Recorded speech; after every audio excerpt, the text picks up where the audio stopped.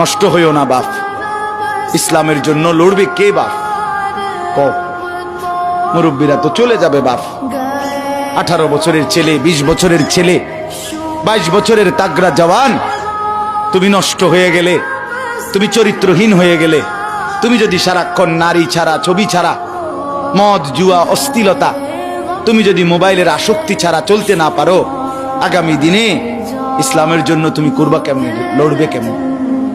আগামী প্রজন্ম তোমার হাতে নিরাপদ দিন পাবে কেমন? বেঁচে থাকার নিরাপত্তা মিলবে না।